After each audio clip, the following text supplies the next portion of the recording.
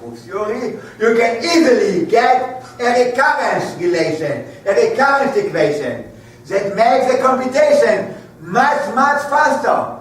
So this is theorem 0 that's due to Manny-Rosenfeld, and this implies via the so-called Zeilberger algorithm, theorem 1, the recurrence. But before going to prove the corollary of theorem 1, let me briefly prove this. It's very nice combinatorics.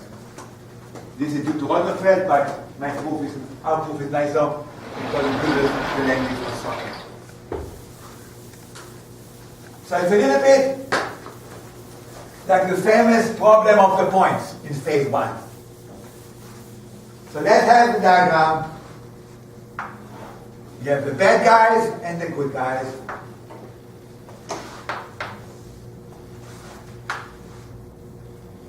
And the goal of the good guys, they want to go until the score. So you have a soccer game, so it's like a walk in Manhattan without Broadway. Of course, since Q is less than 1/2, and typically it will be like this. So you continue to play until team G reaches n goals. This is 0n. And it's possible it takes forever. If team B is very, very, very lucky, it might score lots of goals, but with probability 1, sooner or later, team G will reach its goal. And exercise to the listener. So eventually, you go to this.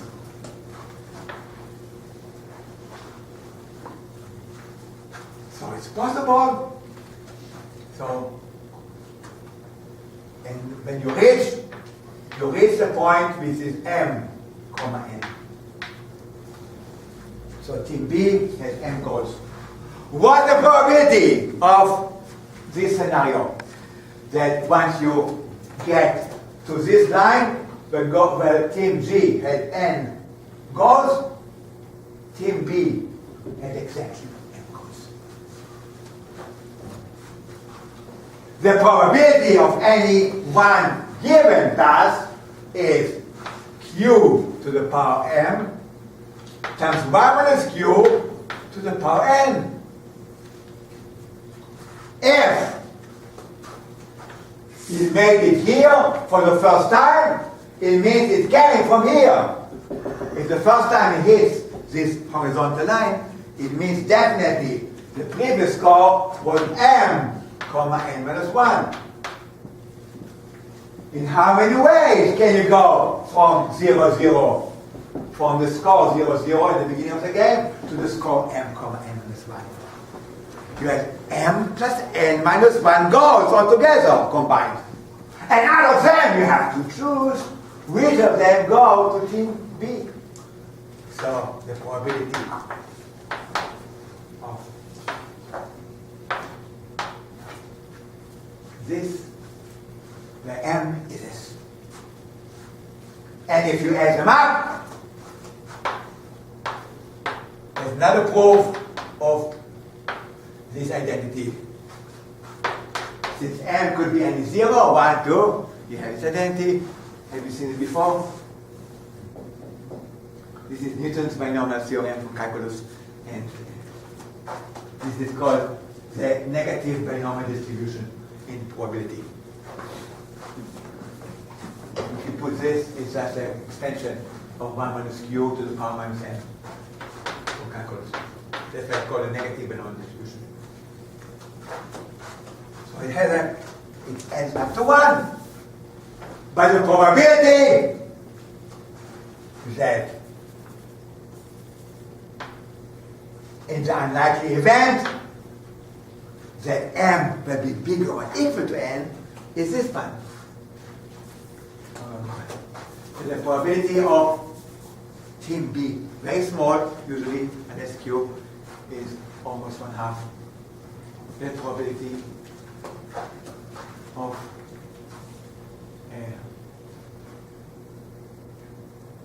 team B winning. So it's more convenient. They don't like infinite sum. The probability is. So that's the probability of team winning after phase 1. Now we have to go to phase 2. Phase 2 is behind. We have the log S. The other, well, M was less than N. So we have sigma M goes from 0 to N minus 1. Is that the typo? Sorry? You wrote N from 0 to N minus 1. Oh, thank you. Thank you.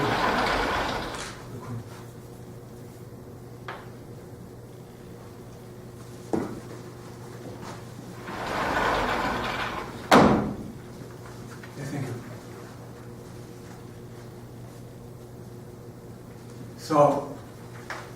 So now it's behind. Now M minus N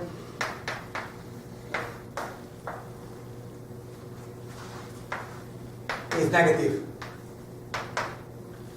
M is strictly less than M. But now we come to another classical problem in probability, the gambler's ruin. You have a gambler that is in debt. So right now it's N minus M in the negative. With probability Q, it can win $1. With probability 1 minus Q, more likely it will lose $1. Most likely it will keep losing until he gives up. But there's some probability. And it's a classical thing in gambler's ruin. So I don't have time to tell you, I can look it up. There's the probability of a gambler that has N minus M dollars behind of actually making it breaking even is very nice expression is Q over 1 minus Q. So it's very small. Remember, Q is less than half.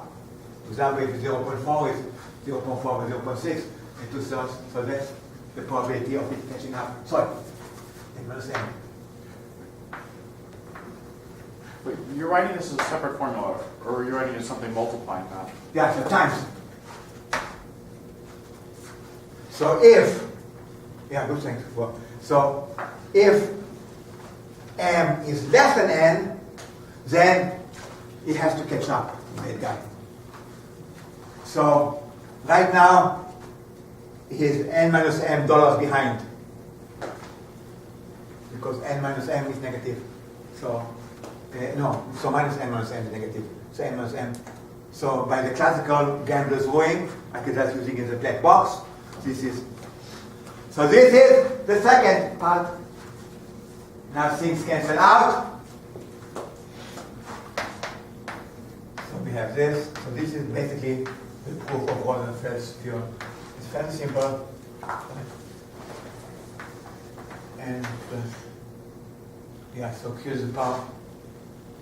Yeah, so much. So Q minus Q to the power N times Q to the power N minus M over 1 minus Q to the power N minus M times this binomial coefficient. So if you do the simple algebra, things cancel out.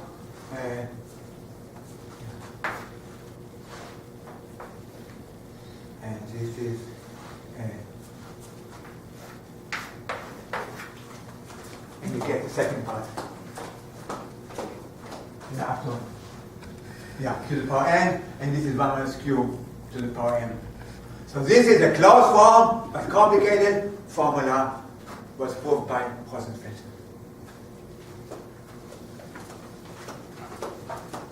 But now comes the important corollary. This is very hard to compute many terms. So theorem 1 in the paper.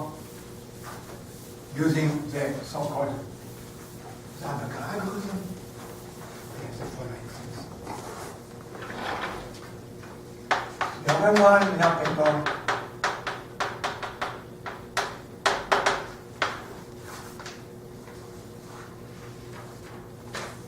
A very fast way to compute R and Q is via the following second order recurrence.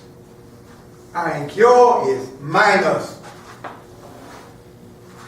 4 n Q squared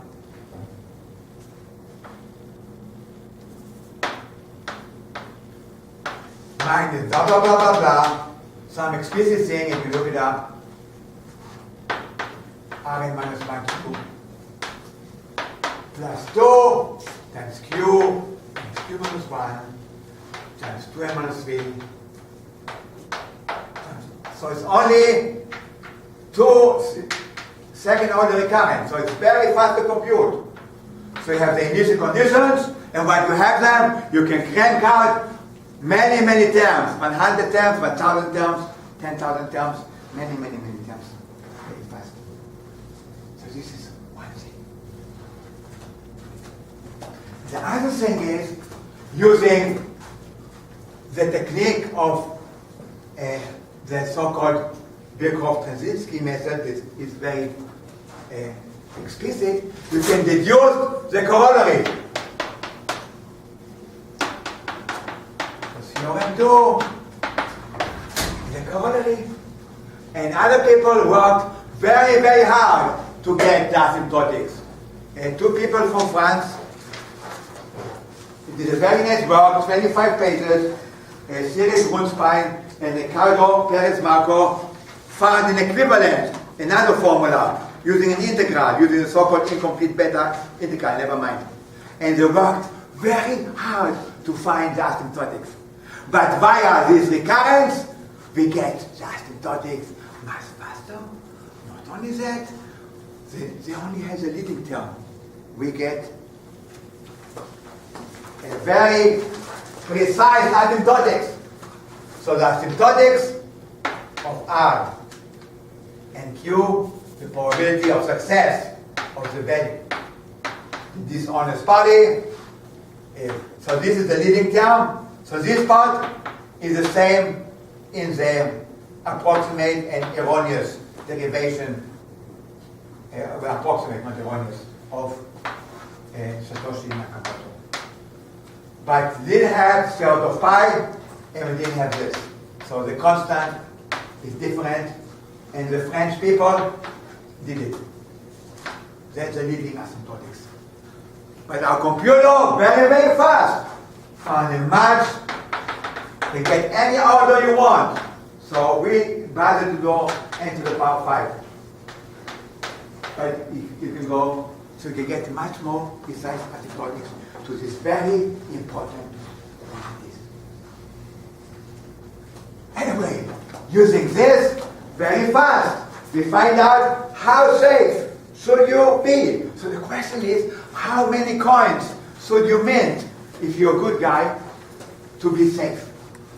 So using this formula and the asymptotics, we have the following safety. Improving, so in the last page of the historic white paper of the inventor of Bitcoin, using Poisson approximation, we have some tables. So we can go much farther and also make it more precise. So this is the guideline. If you want to play safe, but of course you always have to take some chance. So using either the asymptotics, you get it's very, very rough and very, very approximate, very good approximation, or to the exact value, we get the following guidelines. It all depends if the bad guys are not so powerful, if only 29% of the world are bad, then if you want probability of 10% of the bad guys succeeding, then good and 8 coins suffice. But 10% is not very safe. You don't want to lose your money 10% of the time.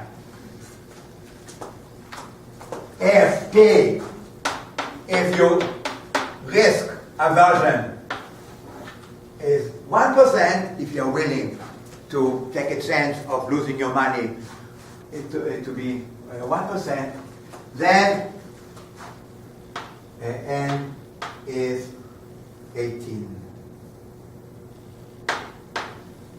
If you really want to be more safe, and you want the threshold, and this capital P, it's how willing you take. If you really want to be 0.1%, if you only want to lose your money 1 in 1,000 times, then you should mint, where is it? 29. Not so much, we only have to work 29. So the soccer team has to make sure to score 29 goals, and then it's guaranteed that it will not be cheated with probability 99.999. So this is all for fixed Q. This is all for fixed Q. But Yeah, right now for fixed Q, 0.29. So according using this table. But what if, unfortunately, the bad guys are more powerful? What if?